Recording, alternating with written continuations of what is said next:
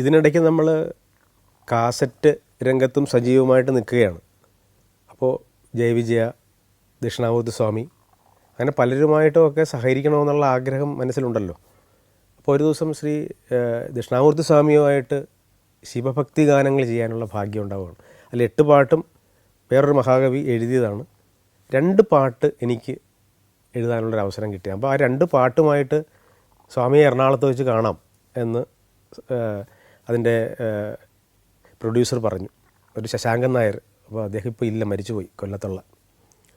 അപ്പോൾ അദ്ദേഹം ഇന്ന ഹോട്ടലിലുണ്ടാവും എന്ന് ആദ്യം പറഞ്ഞു. അപ്പോൾ അവിടെ വെച്ച് കാണാമെന്ന് തീരുമാനിക്കുന്നു. എറണാകുളത്തെ കവിതാ ഹോട്ടലിൽ താഴെയുള്ള റെസ്റ്റോറൻറ്റിൽ സ്വാമി വരും, അവിടെ വെച്ച് നമുക്ക് മീറ്റ് ചെയ്യാം എന്നാണ് ആദ്യം തീരുമാനിച്ചത്. പിന്നീട് പറയുന്നതും അദ്ദേഹം വൈക്കത്തുണ്ടാവും, വൈക്കത്ത് പോയി കണ്ടിട്ട് ഈ 2 പാട്ട് കൊടുത്താൽ മതി എന്ന് പറയും. അപ്പോൾ ആദ്യമായിട്ടാണ് ദക്ഷിണാമൂർത്തി സ്വാമി അങ്ങനെ കാണുന്നത്. വൈക്കത്ത് ചെല്ലുന്നു, രാവിലെ കുളിച്ച് ഞാൻ വൈക്കത്ത് ചെന്നു. അപ്പോൾ വൈക്കത്ത് നടയിൽ പ്രാർത്ഥിച്ചുകൊണ്ടിരിക്കുമ്പോൾ ഈ പാട്ട് സ്വീകരിക്കണേ, ചിലപ്പോൾ ഇത് അദ്ദേഹത്തിൻ്റെ സ്വഭാവം എന്താണ്, ഇതെങ്ങനെ ശരിയാവുമോ എന്നൊക്കെയുള്ള എല്ലാ ആശങ്കകളും സാധാരണ ഒരു വളർന്നു വരുന്ന ഒരാൾക്കുണ്ടാകുന്ന എല്ലാ ആശങ്കകളും ഉണ്ടായിരുന്നു. അപ്പോൾ അദ്ദേഹം ആ ആൽച്ചുവട്ടിൽ ഇങ്ങനെ ഇരിക്കുകയാണ്, ഒരു കാലിൽ മറ്റൊരു കാലിൽ കയറ്റി വെച്ചിട്ട് ഇങ്ങനെ ഇരിക്കുമ്പോഴാണ് എവിടെ നിന്ന് വരുന്നു, എന്താ ആരാ എന്ന് ചോദിച്ചു. അപ്പോൾ ഞാൻ ഇന്ന ആൾ പറഞ്ഞിട്ട് വരികയാണ്, 2 പാട്ട് എൻ്റെ കൂടി ആ കാസറ്റിൽ ഉൾപ്പെടുത്താമെന്ന് പറഞ്ഞിട്ടുണ്ട്. പറഞ്ഞിരുന്നു, കാണട്ടെ എന്ന് പറഞ്ഞു. അപ്പം ഞാൻ ഈ 2 പാട്ടിൻ്റെ താള് ഇങ്ങനെ പതുക്കെ എടുത്തിട്ട് ഇങ്ങനെ കൈ നീട്ടി. അപ്പം അദ്ദേഹം എഴുന്നേറ്റിട്ട് പറഞ്ഞ വാക്ക്, തന്നെ കണ്ടിട്ടല്ല എഴുന്നേറ്റത്, തൻ്റെ കയ്യിൽ സാക്ഷാൽ സരസ്വതി ഉണ്ട് എന്നാണ്.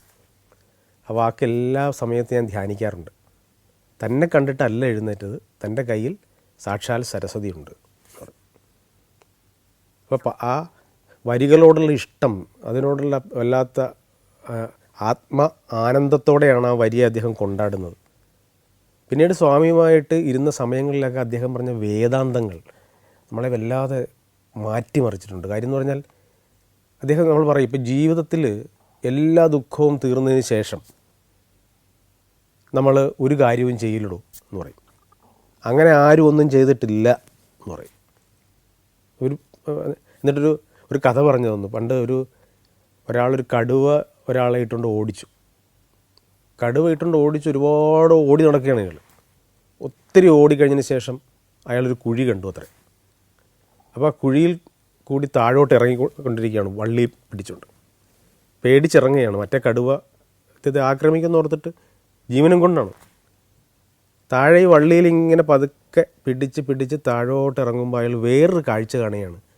താഴെ വേറൊരു കടുവ, മറ്റേ കടുവ പോയിട്ടുണ്ടാവും എന്നോർത്തിട്ട് അയാൾ ഈ കടുവയെ പേടിച്ച് മുകളിലേക്ക് കയറിക്കൊണ്ടിരിക്കുക. അപ്പോഴാണ് അയാൾ വേറൊരു കാഴ്ച കാണുന്നത്, ഈ വള്ളി 2 എലികൾ കരണ്ട് തിന്നുകൊണ്ടിരിക്കുകയാണ്. എപ്പോഴും പൊട്ടു വീഴാൻ സാധ്യതയുള്ള ഒരു വള്ളി. ആ വള്ളിയിൽ ഇങ്ങനെ പിടിച്ചിട്ട് അയാൾ ജീവിതം തീർന്നു പോയെന്നോർത്ത് കിടക്കുക. അപ്പോഴാണ് അയാൾക്ക് മനസ്സിലായത് താനെ ഇറങ്ങിയത് ഈ മുന്തിരിക്കൊലകളൊക്കെ ഇങ്ങനെ പഴുത്ത് നിൽക്കുന്ന ഒരു താഴ്വാരത്തിലേക്കാണ്. അയാൾ എപ്പോഴും പൊട്ടു വീഴാൻ സാധ്യതയുള്ള ഒരു വള്ളിയിൽ ഒറ്റ കൈ കൊണ്ട് മാത്രം ഇങ്ങനെ പിടിച്ചു. എന്നിട്ട് മറ്റേ കൈ കൊണ്ട് ഒരു മുന്തിരി തിന്നിട്ട് പറയുകയാണ്, എന്ത് സ്വാദാണ് ഈ മുന്തിരിക്ക് എന്ന് പറയുന്നത്.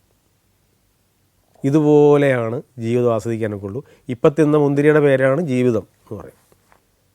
ഇങ്ങനെ കുറേ വേദാന്ത കഥകൾ അദ്ദേഹത്തിൻ്റെ കയ്യിലുണ്ട്. അപ്പോൾ എല്ലാ പ്രശ്നങ്ങൾക്കും ഇടയ്ക്കും ഈ മുന്തിരി തിന്നുന്നത് പോലെ ജീവിതം തിന്നണം. ഈ അദ്ദേഹം പറഞ്ഞ ഒരു സ്നേഹകഥയുണ്ട്. ആ സ്നേഹകഥ ഞാൻ അദ്ദേഹത്തിൻ്റെ പേരിലുള്ള അവാർഡ് ശ്രീ SP ബാലസുബ്രഹ്മണ്യത്തിന് നൽകുന്ന വേദിയിലും പറഞ്ഞായിരുന്നു. അത് സ്വാമി പറഞ്ഞ കഥ തന്നെയാണ്. സ്വാമി പറഞ്ഞു, കടലിൽ കിടക്കുന്ന മീനാണ്. കടലിൽ കിടക്കുന്ന മീൻ പിടിച്ചിട്ട് വെട്ടിക്കഴുകി ഉപ്പ് ചേർത്താലേ അതിൽ ഉപ്പ് പിടിക്കൂ. ഉപ്പ് വെള്ളത്തിൽ കിടന്നിട്ടും അതിൽ ഉപ്പിൻ്റെ രസം അധികമില്ലാത്തതുപോലെ ഈ വിഷയങ്ങളാകുന്ന കടലിൽ കിടന്നിട്ട് അഭിരമിച്ചു കഴിഞ്ഞാൽ നമുക്ക് നല്ല പാട്ടുണ്ടാക്കാനാവില്ല എന്ന് പറയും. അപ്പോൾ ഇത് വല്ലാത്ത ഒരു അനുഭൂതിയായിട്ട് നമുക്ക് തോന്നി. ഈ 2 പാട്ട് കമ്പോസ് ചെയ്യുന്നതിനിടയ്ക്ക് എത്ര കഥകൾ അദ്ദേഹം പറഞ്ഞു തന്നിട്ടുണ്ട് എന്ന് ചിന്തിച്ചിട്ട് പോലും എടുക്കുക. അത്രയ്ക്ക് കഥകൾ അദ്ദേഹം ഇങ്ങനെ പേപ്പർ ഇങ്ങനെ നോക്കിക്കഴിഞ്ഞിട്ട് വെറുതെ ഒന്ന് മൂളിയിട്ട് ഹാർമോണിയമോ മറ്റു ഉപകരണങ്ങളോ ഒരു സഹായവും ഇല്ലാതെയാണ് അദ്ദേഹം മൂളുന്നത്. ഈ ട്യൂൺ യാതൊരു വിധത്തിലുള്ള പരാധീനതകളും ഇല്ലെങ്കിൽ തൊണ്ട കൊണ്ട് തന്നെ സപ്തസ്വരങ്ങളെ കണ്ടുപിടിക്കണം. പരാധീനപ്പെടുമ്പോഴാണ് ഒരാൾ ഉപകരണ സംഗീതത്തെ ആശ്രയിക്കുന്നത് എന്ന് പറഞ്ഞ സ്വാമിയുടെ ആ വചനം ഇപ്പോഴും ഓർക്കും. സ്വാമിയോടൊപ്പം ഇരിക്കുമ്പോഴുള്ള ഓരോ അനുഭവങ്ങളും വല്ലാത്ത ഒരു 5-6 ബുക്ക് വായിച്ചതുപോലെയാണ് അദ്ദേഹത്തിൻ്റെ ഒരിക്കൽ പറയുകയാണ്, ഈ അവസരങ്ങളൊക്കെ ഇപ്പോൾ കുറഞ്ഞു പോയല്ലേ സ്വാമി എന്ന് സ്വാമിയോട് ഒരാൾ ചോദിക്കുകയാണ്. അവസരങ്ങൾ ഒരുപാട് കുറഞ്ഞു പോയല്ലേ. അപ്പോൾ സ്വാമി പറഞ്ഞു, അത് ഞാൻ കൂടെ തീരുമാനിക്കണ്ടേ, നല്ല പാട്ട് ചെയ്തില്ലെങ്കിൽ. അദ്ദേഹം പെട്ടെന്ന് ഒരു കുതിരയുടെ കഥ പെട്ടെന്ന് ഇടുവാണ്. എവിടെയൊക്കെയോ വായിച്ച നല്ല നല്ല ഉപനിഷത്ത് കഥകളോ അല്ലെങ്കിൽ സാരോപദേശ കഥകളോ ഒക്കെ അദ്ദേഹം അത് വളരെ സൂക്ഷിച്ചിരുന്നാലേ കേൾക്കാനൊക്കെ ഉള്ളൂ. അത് വളരെ ഭംഗിയായിട്ടൊന്നും അല്ല അദ്ദേഹം പറയുന്നത്, വളരെ പതിഞ്ഞ സ്വരത്തിലാണ് പറയുന്നത്. 4 കുതിരകളുടെ പുറത്ത് 4 പേർ യാത്ര ചെയ്യുകയാണ്. 4 പേരും കൂടെ യാത്ര ചെയ്തിട്ട് ഒരു സ്ഥലത്തെത്തിയപ്പോൾ വിശ്രമിച്ചു. ഈ 4 കുതിരകൾക്കും ദാഹം വന്നു അത്രേ, വല്ലാതെ ദാഹം വന്നു കുതിരകൾക്ക്. അപ്പോൾ എന്ത് ചെയ്തു, അല്പം വെള്ളം കുടിക്കാൻ തീരുമാനിക്കുകയാണ്. ഈ കുതിരപ്പുറത്ത് കയറിയവരും വെള്ളം കുടിച്ചുകൊണ്ടിരിക്കുകയാണ് ഒരു മൂലയിലിരുന്ന് ഈ തടാകത്തിൻ്റെ. അപ്പോൾ ഒരു കുതിര മാത്രം ഇങ്ങനെ കലക്കി കുടിക്കുന്നത് കാണുകയാണ്. എന്തിനാണ് കലക്കുന്നത്? അപ്പോഴാണ് മറ്റേ ആൾ പറയുന്നത്, ഈ കുതിര ഈ തടാകത്തിൽ തൻ്റെ പ്രതിബിംബം കണ്ടിട്ട് മറ്റൊരു കുതിരയാണെന്ന് ഓർത്തിട്ട് അവനെ ഇല്ലാതാക്കാൻ വേണ്ടി ഇളകിക്കൊണ്ടിരിക്കുകയാണ്, കലക്കുവാണ്, അവനെ ഇല്ലായ്മ ചെയ്യുകയാണ്. അങ്ങനെ കലക്കി കുടിക്കേണ്ട കാര്യമില്ല, എല്ലാവർക്കുമുള്ള വെള്ളം ഈ തടാകത്തിലുണ്ട് എന്ന് പറയുകയാണ്. വലിയ സാരോപദേശമാണ്. ലോകത്ത് നമുക്ക് വേണ്ടി എല്ലാം ഉണ്ട്, നമ്മൾ മറ്റൊരാളുടേത് കവരേണ്ട കാര്യമില്ല എന്ന്. അപ്പോൾ ഒരു പാട്ടിൻ്റെ കമ്പോസിങ് കേവലമായൊരു കമ്പോസിങ് മാത്രമല്ല, അത് അടുത്തിരിക്കുമ്പോഴുണ്ടാകുന്ന കടുപ്പം കൂടിയാണ് എന്ന് പറയാനാണ് ഉദ്ദേശിച്ചത്. അടുത്തിരുന്നില്ലെങ്കിൽ കടുപ്പം ഉണ്ടാവില്ല. ഇപ്പോൾ സ്വാമിയായിട്ടിരുന്ന 2-3 ദിവസങ്ങൾ സ്വാമിയായിട്ടുള്ള യാത്രകൾ, ഒരിക്കൽ ചെന്നൈയിൽ പോകുമ്പോഴത്തേക്ക് സ്വാമിയോടൊപ്പം യാത്ര ചെയ്യാനുള്ള ഭാഗ്യം ഉണ്ടായിട്ടുണ്ട്. അതിനുശേഷം സ്വാമിയുടെ പേരിലുള്ള അവാർഡ് SP സാറിന് കൊടുക്കുന്ന സമയത്തും ഞാൻ ഈ സ്വാമി പറഞ്ഞ കഥകളൊക്കെ ആ വേദിയിൽ പറഞ്ഞു. പെരിങ്ങോട്ടുകര ദേവസ്ഥാനത്ത് വെച്ച് ദക്ഷിണാമൂർത്തി സ്വാമിയുടെ പേരിലുള്ള പുരസ്കാരം SP ബാലസുബ്രഹ്മണ്യത്തിന് കൊടുക്കുന്ന ചടങ്ങ്. അതിനുശേഷം ഒരു 5-8 മാസത്തിന് ശേഷം SP സാർ നമ്മളിൽ നിന്ന് വിട്ടുപോയി. ഈ സ്വാമിയുടെ കാര്യം പറഞ്ഞ പോലെ തന്നെയാണ് ജയവിജയയുടെ കാര്യവും. ജയവിജയ എന്നും കേൾക്കുമ്പോൾ തന്നെ നമുക്ക് ശബരിമലയിലെ ആദ്യത്തെ ശ്രീകോവിൽ നട തുറന്നു എന്ന പാട്ട് ഇങ്ങനെ ഓർക്കും. ജയവിജയയിലെ ജയമാഷുമായിട്ട് ഒരുപാട് പാട്ടുകൾ ഉണ്ടാക്കിയിരുന്നിട്ടുണ്ട്. ഹാർമോണിയൊന്നുമില്ല. ഈ സ്വാമി ചെയ്യുന്നത് പോലെ തന്നെ വരി കിട്ടിക്കഴിഞ്ഞാൽ ആ വരിയെ ഒന്ന് വന്ദിക്കും ആദ്യം, പിന്നെ കണ്ണടച്ചിരിക്കും. അതിനുശേഷമാണ് അദ്ദേഹം പാട്ടിലേക്ക് എത്തൂല്ല. പിന്നെയും ഓരോ കഥകൾ പറയും. അദ്ദേഹം പറഞ്ഞ ഒരുപാട് കഥകൾ മനസ്സിലിങ്ങനെ കിടക്കുവാണ്. ഈ ഒരുപാട് നല്ല നല്ല കച്ചേരികൾ, ആ കച്ചേരികൾക്കൊക്കെ അദ്ദേഹത്തിനെ പ്രാപ്തനാക്കിയത് ചെമ്പൈ സ്വാമികളോടൊപ്പമുള്ള യാത്രയാണെന്ന് അദ്ദേഹം പറഞ്ഞിട്ടുണ്ട്. ചെമ്പൈ സ്വാമികൾ കച്ചേരിക്ക് പോകുമ്പോൾ കൂടെ കൂട്ടും ജയനെയും വിജയനെയും, സഹോദരന്മാരെ. അപ്പോൾ ഇവർ 2 പേരെയും കൂടെ കൂട്ടിയിട്ട് ഏതെങ്കിലും റെയിൽവേ സ്റ്റേഷനിലേക്ക് എത്തിക്കഴിയുമ്പോഴത്തേക്ക് ട്രെയിൻ ഒരു 12 മണിക്കൂർ ലേറ്റ് എന്ന അറിയിപ്പ് കിട്ടും. ഇന്നത്തെ പോലെ അല്ലല്ലോ. ഈ 12 മണിക്കൂറും റെയിൽവേ സ്റ്റേഷനിൽ ഏതെങ്കിലും മൂലയിരുന്ന് ഏതെങ്കിലുമൊക്കെ കീർത്തനങ്ങൾ ഇങ്ങനെ പഠിക്കും. അങ്ങനെ റെയിൽവേ സ്റ്റേഷനിൽ ഇരുന്ന് പഠിച്ച കീർത്തനങ്ങളാണ് തങ്ങളാക്കിയത് എന്ന് അദ്ദേഹം പറയാറുണ്ട്. അപ്പോൾ ഈ ഒരു സാധനയുണ്ട്, ഈ ജീവിതത്തിലെ ഈ സാധന ഗുരുവിൽ നിന്ന് കിട്ടിയ ഈ വല്ലാത്തൊരു ഏറ്റവും ചെറുതാകണം. എപ്പോഴും ഏറ്റവും ചെറുതാണ് ഞാൻ. ഏത് വിരലാണ് വലുത് എന്നൊരു തർക്കമുണ്ടായി എന്ന് പറയുന്ന കഥ ജയമാഷിൽ നിന്നാണ് കേട്ടത്. ഏത് വിരലാണ് വലുത്? അപ്പോൾ തള്ളവിരൽ പറയുന്നത് തള്ളവിരലാണ് വലുത്, ഞാനല്ലേ വണ്ണം ഉള്ളത്, ഞാനല്ലേ ഏറ്റവും, എൻ്റെ പേര് തന്നെ തള്ളയാണെന്നാണല്ലോ, തള്ളവിരലാണല്ലോ എന്ന് പറയും. അപ്പോൾ ചൂണ്ടുവിരൽ പറയുന്നു ഞാനാണ് ചൂണ്ടിക്കാണിക്കാനുള്ളത് എന്ന് പറയുന്നു. ആ സമയത്ത് മോതിരവിരൽ പറയുന്നു എന്തെങ്കിലും ഒരു കല്യാണമൊക്കെ വന്നു കഴിഞ്ഞാൽ സ്വർണ്ണം എൻ്റെ മേത്താണ് എന്ന് പറയുന്നു.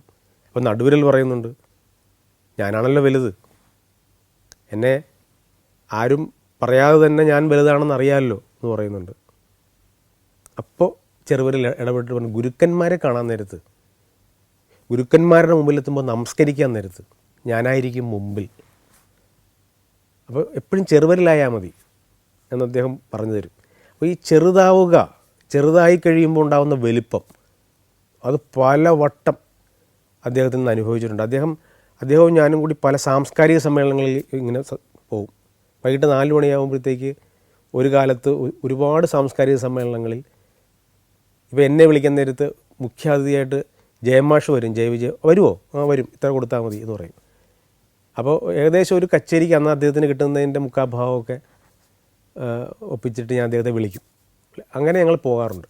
അപ്പോൾ പത്തനംതിട്ടയിൽ ഒരു സാംസ്കാരിക സമ്മേളനത്തിന് പോവുകയാണ് ഞങ്ങൾ. അപ്പോൾ വളരെ തിരക്കുള്ള റോഡാണ്, ഒരുപാട് പ്രതിസന്ധികൾ ഉണ്ട് ഈ സ്ഥലത്തേക്ക് പോകാൻ. അതിനിടയ്ക്ക് എന്തോ ആക്സിഡൻറ്റ് നടക്കുകയാണ്. ആക്സിഡൻറ്റ് നടന്നിട്ട് ഒരു 3/4 മണിക്കൂർ ഞങ്ങൾ വഴിയിൽ കിടന്നു. കുറേ കഴിഞ്ഞപ്പോഴത്തേക്ക് 2-3 പോലീസുകാർ വന്നിട്ട് പറഞ്ഞു പിന്നെ വഴി തിരിച്ച് വിടുവാണ്. അപ്പോൾ ഞങ്ങൾ പറഞ്ഞു, ഒരു 3/4 കിലോമീറ്ററോ അല്ലെങ്കിൽ 1 കിലോമീറ്ററോ മാത്രമേ ഉള്ളൂ മുമ്പോട്ട് ഞങ്ങളുടെ സമ്മേളന സ്ഥലത്തേക്ക്, ഞങ്ങളെ ഒന്ന് കടത്തി വിടണം. അത് നടക്കില്ല എന്ന് പറഞ്ഞു. അപ്പോൾ ഏതോ ഒരു ഉന്നത ഉദ്യോഗസ്ഥൻ DYSP ആണെന്ന് തോന്നുന്നു, ദൂരെ നിന്ന് ഓടി വന്നിട്ട് ജയമാഷിനെ സല്യൂട്ട് ചെയ്യുകയാണ്. എന്നിട്ട് പറയുന്നത്, ശബരിമലയിൽ ആദ്യകാലങ്ങളിൽ ഡ്യൂട്ടിക്കുണ്ടായിരുന്ന സമയത്ത് പലവട്ടം അങ്ങയുടെ പാട്ട് കേട്ടിട്ടുണ്ട്, അങ്ങയെ കാണുമ്പോഴൊക്കെ വല്ലാത്ത സന്തോഷമാണ് എന്ന് പറയാം. അപ്പോൾ അകത്തിരുന്ന് ജയമാഷ് എന്നോട് പറയുകയാണ്, ശബരിമലയിൽ ഡ്യൂട്ടിക്ക് പോയതെന്നല്ല, എല്ലാ കാക്കിയിട്ടവരും എന്നെ സല്യൂട്ട് ചെയ്യാറുണ്ട്. അവരുടെ സ്നേഹമാണ്, അവരുടെ വല്ലാത്ത ബഹുമാനമാണ്. നമ്മുടെയൊക്കെ പാട്ട് കേൾക്കുമ്പോഴത്തേക്ക് ഉന്നത ഉദ്യോഗസ്ഥന്മാരും ഔദ്യോഗിക പദവിയിലിരിക്കുന്നവർക്കും ഉണ്ടാകുന്ന ഈ ബഹുമാനം ഉണ്ടല്ലോ, അത് മാത്രമേ മിച്ചമുള്ളൂ എന്ന് പറയാറ്. Saudi Arabia, United Arab Emirates, Kuwait. സഞ്ചാരം വോള്യം നമ്പർ 20. ഫുൾ HD-യിലുള്ള അപൂർവ ദൃശ്യയാത്രാ വിവരണ ശേഖരം ഉടൻ സ്വന്തമാക്കാൻ സഞ്ചാരം എന്ന് SMS ചെയ്യൂ. ഫോൺ 9995444222. ഈ ദക്ഷിണാമൂർത്തി സ്വാമിയായിട്ടും ജയവിജയമാഷുമായിട്ടൊക്കെ ഇരിക്കുമ്പോഴുണ്ടാകുന്നത് പോലെ തന്നെയാണ് ശ്രീ MG രാധാകൃഷ്ണനുമായിട്ടും പെരുമ്പാവൂർ ജി രവീന്ദ്രനാഥ് സാറുമായിട്ടൊക്കെ ഇങ്ങനെ ഇരിക്കും. ഓരോ പാട്ടിൻ്റെ അടുത്ത് ഇരിക്കുമ്പോഴും ഓരോരുത്തരുടെ അനുഭവങ്ങൾ നമ്മളെ വല്ലാതെ വൈകാരികമായി നമുക്ക് തോന്നും. 1.5 വർഷം പുറകെ നടന്നിട്ടാണ് ഒരു കീർത്തനം പഠിച്ചെടുത്തത് എന്ന് ശ്രീ പെരുമ്പാവൂർ ജി രവീന്ദ്രനാഥ് സാറ് പറയാറുണ്ട്. ഗുരുവിൻ്റെ അടുത്ത് ചെല്ലുമ്പോൾ ഗുരുവിന് പലതരത്തിലുള്ള അസൗകര്യങ്ങളുണ്ടാകും. പക്ഷേ ആ കീർത്തനം അത്രയേറെ ഇഷ്ടപ്പെട്ട് ആരോ പാടുന്നത് കേട്ടിട്ട് പലവട്ടം നടന്നതിന് ശേഷമാണ് ആ കീർത്തനം പഠിച്ചത് എന്ന് പറയാറുണ്ട്. അപ്പോൾ ഒരു കാര്യം നമ്മൾക്ക് പിന്നെ സ്വായത്തമാക്കാൻ വേണ്ടി എത്രയേറെ കഷ്ടപ്പെട്ടിട്ടുണ്ട് ഇവർ എന്ന് നമുക്ക് തോന്നും. ഈ പിന്നെ ജയവിജയൻ മാഷ് പലവട്ടം പറയുന്നൊരു കാര്യമുണ്ട്, ഈ നമുക്ക് ഒരു കാര്യം നേടിയെടുക്കാൻ വേണ്ടി ഒരുപക്ഷെ നമുക്ക് സാഹചര്യങ്ങൾ അനുകൂലമാവില്ല, പക്ഷേ നമ്മൾ നിരന്തരം ഇങ്ങനെ പ്രവർത്തിച്ചുകൊണ്ടിരിക്കണം. കാര്യം ഈ ജയവിജയൻ മാഷ് രണ്ടുപേരും കൂടി ബാലമുരളീകൃഷ്ണ സാറിനെ കാണാൻ വേണ്ടി ചെന്നു. ആദ്യം പിന്നെ പഠിക്കാൻ വേണ്ടിയാണ്. അപ്പോൾ ആദ്യം പറഞ്ഞു അത് ഇപ്പോൾ പഠിക്കാൻ സമയമില്ല എന്ന് പറഞ്ഞു. അപ്പോൾ ചെമ്പൈ സ്വാമികളുടെ ശിഷ്യന്മാരാണെന്ന് പറഞ്ഞിട്ട് പോലും ഒരുപാട് വട്ടം നടത്തിച്ചു. അദ്ദേഹത്തിനും ഒരുപാട് തിരക്കുകൾ ഉണ്ടായിരുന്നു. പക്ഷേ ഇങ്ങനെ ഒത്തിരി വട്ടം കാത്തിരുന്നതിന് ശേഷമാണ് മുമ്പിലെത്തിയത്. പക്ഷെ മുമ്പിലെത്തിക്കഴിഞ്ഞതിന് ശേഷമാണ് ഇവർ തമ്മിലുള്ള സ്നേഹമുണ്ടായതെന്ന് പറയും. അപ്പോൾ ഒരു ദിവസം ദാസേട്ടനെ മാല ഇടിയിച്ചിട്ട് ശബരിമലയിൽ കൊണ്ടുപോകാം എന്ന് തീരുമാനിക്കുന്നത് അത്തരം ഒരു കാലഘട്ടത്തിലാണ്.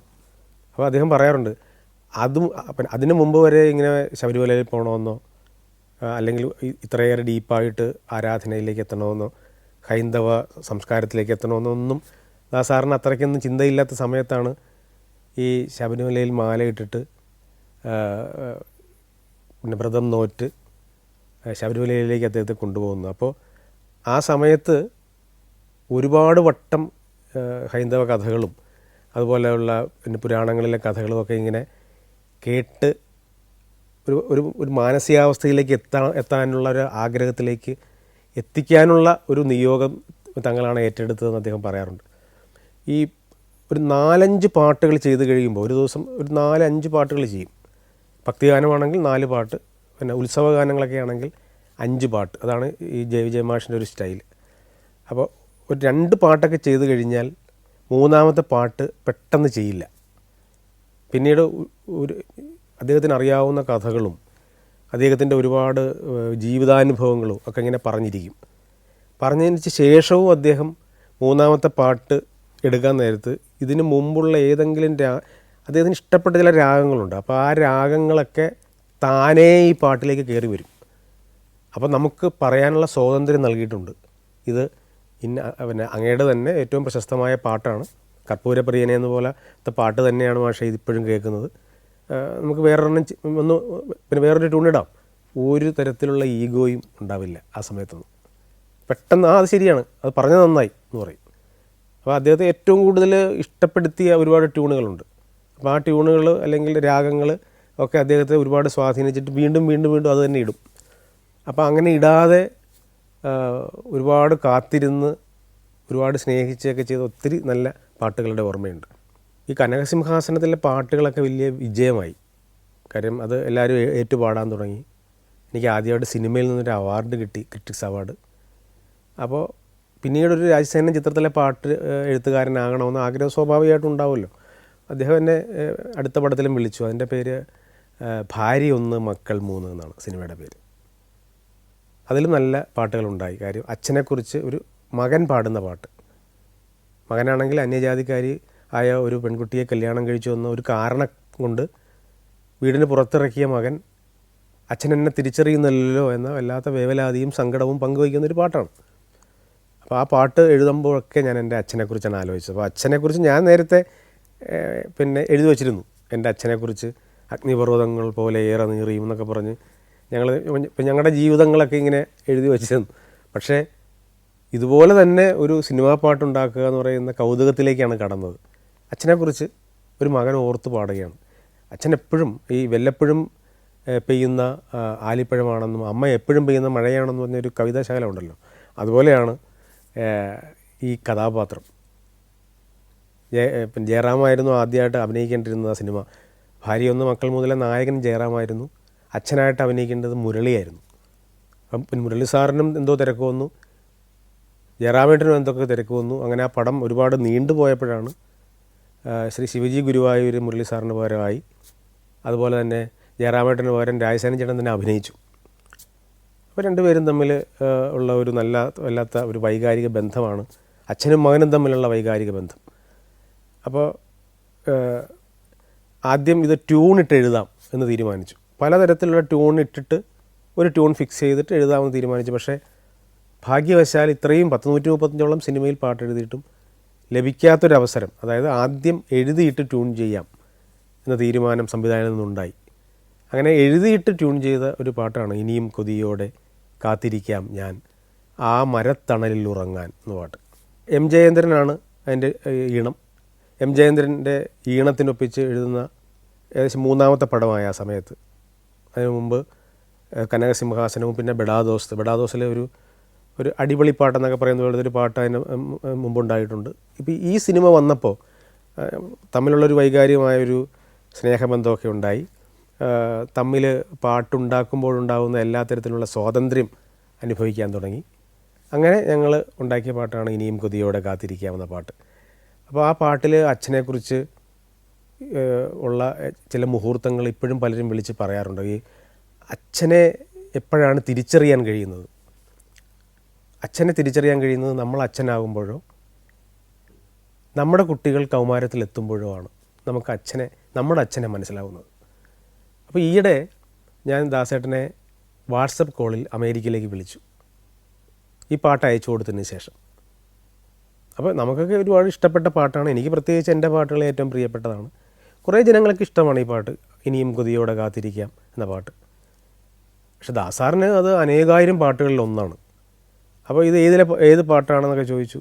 ഞാൻ പറഞ്ഞു, ദാസേട്ടൻ ഓർക്കുന്നില്ല, ഈ പാട്ട് പാടിക്കൊണ്ടിരിക്കുമ്പോൾ അച്ഛനെക്കുറിച്ച് പറഞ്ഞത് ഓർക്കുന്നുണ്ടോ? എൻ്റെ അച്ഛനെക്കുറിച്ച് ഞാനും, അങ്ങയുടെ അച്ഛനെക്കുറിച്ച് അങ്ങും, എം ജയേന്ദ്രൻ്റെ അച്ഛനെക്കുറിച്ച് അദ്ദേഹവും ഒക്കെ, പിന്നെ ശ്രീ രാജസേനൻ അദ്ദേഹത്തിൻ്റെ അച്ഛനെക്കുറിച്ച് ഓരോരുത്തരും അവരുടെ അച്ഛനമാരെക്കുറിച്ചൊക്കെ ഇങ്ങനെ ഓർത്ത് ആയിട്ടാണ് ഈ പാട്ട് കമ്പോസ് ചെയ്തത്. അപ്പോൾ നമ്മുടെ അച്ഛനെക്കുറിച്ച് നമ്മൾ വല്ലാതെ മിസ് ചെയ്യുന്ന സംഭവമുണ്ട്. അച്ഛനുണ്ടായിരുന്നെങ്കിൽ കെട്ടിപ്പിടിച്ചൊരു ഉമ്മ കൊടുക്കാമായിരുന്നു, ഇപ്പോൾ അച്ഛന് ആഗ്രഹിച്ചതൊക്കെ മേടിച്ചു കൊടുക്കാമായിരുന്നു എന്നൊക്കെ വിചാരിക്കുന്നൊരു സമയമുണ്ടല്ലേ ദാസേട്ടാ എന്ന് പറഞ്ഞു. അതെ അതെ അതെ അതെ, അച്ഛനെ നമ്മൾ അങ്ങനെ അത്രയ്ക്ക് ഇഷ്ടപ്പെടുന്ന, സ്നേഹിച്ച് കെട്ടിപ്പിടിക്കുന്ന, ആഗ്രഹിച്ചതൊക്കെ മേടിച്ചു കൊടുക്കാൻ പ്രാപ്തിയാകുന്നൊരു സമയത്ത് അച്ഛൻ നമ്മളോടൊപ്പം ഉണ്ടാവില്ല അല്ലേ എന്ന് ചോദിച്ചപ്പോൾ മറുതലയ്ക്കൽ അദ്ദേഹത്തിൻ്റെ കണ്ഠമിടറി. എത്രയും പ്രായമുള്ള ഒരാൾക്കും മിസ്സാകുന്ന ഒരാളാണ് അച്ഛൻ. ജീവിതത്തിൽ അവസാന കാലഘട്ടം വരെ നമുക്ക് മിസ്സിങ് തോന്നുന്ന അല്ലേ അച്ഛനും അമ്മ അല്ലെങ്കിൽ അങ്ങനെയുള്ള പ്രിയപ്പെട്ടവർ. അപ്പോൾ ഈ തുമ്പിയെ പിടിക്കാൻ ഒരുപാട് അലഞ്ഞിട്ട് തുമ്പിയെ കിട്ടാതെ അവസാനം തുമ്പി മൂക്കിന് തുമ്പിൽ വന്നിരിക്കുമ്പോൾ തുമ്പിയെ പിടിക്കാൻ തോന്നാത്ത കഥ പോലെയാണ്. നമുക്ക് ഏറ്റവും പ്രിയപ്പെട്ടവരൊക്കെ ഒരുപക്ഷെ നമ്മുടെ അടുത്തുണ്ടായിരുന്നിരിക്കാം, പക്ഷെ പിൽക്കാലത്താണ് നമുക്ക് അവരെ മിസ് ചെയ്യുന്നത് ഒരുപാട്. അപ്പോൾ അച്ഛനെക്കുറിച്ച് വല്ലാത്ത വികാര വായ്പോടെ ദാസാർ പാടിയ പാട്ടാണ് ഈ ഇനിയും കൊതിയോടെ കാത്തിരിക്കാം ഞാൻ ആ മരത്തണലിലുറങ്ങാൻ. മകളെ വല്ലാത്ത കരുതലോടെ കാത്ത് സൂക്ഷിച്ചിട്ടും നഷ്ടപ്പെട്ടു പോയ അമ്മയുടെ എല്ലാ ദുഃഖങ്ങളും ഓർത്തിട്ടൊരു അമ്മ പാടുന്ന പാട്ട്. അപ്പോൾ ആ അമ്മ പാടുന്ന പാട്ട് KS ചിത്ര പാടണം എന്ന് തീരുമാനിക്കാം. അപ്പോൾ ചേച്ചി വിളിച്ചാൽ വരാത്തൊരു കാലമായിരുന്നു. കാര്യം ചേച്ചിയുടെ മോളും പോയതിന് ശേഷം 6 മാസം കഴിഞ്ഞില്ല ആ സമയം. ചേച്ചി പറഞ്ഞു കുറച്ച് നാളോടെ കഴിയട്ടെ എന്ന് പറഞ്ഞു. ഒരു 1, 2, 3 ആഴ്ച കഴിഞ്ഞപ്പോൾ ചേച്ചി SS ഡേറ്റിൽ തിരുവനന്തപുരത്ത് അത് പാടാൻ വന്നു. എല്ലാം ഒരു പാടുന്ന ഗായികയുടെ ജീവിതവുമായി ബന്ധപ്പെട്ടതാണ്. പകുതി പാടിയതിന് ശേഷം ചേച്ചി വല്ലാതെ കരഞ്ഞുകൊണ്ട് പാട്ട് നിർത്തി ഒരു മൂലയിൽ മാറിയിരുന്നു.